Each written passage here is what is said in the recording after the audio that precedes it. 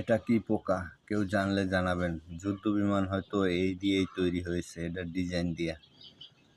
দেখুন, দেখতে সেম যুদ্ধ বিমানের মতো।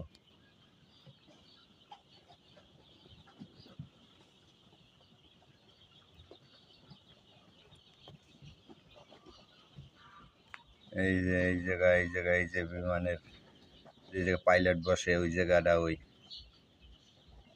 ওই উপরে দেখা যাচ্ছে, ওই যে কালো অবস্থায়।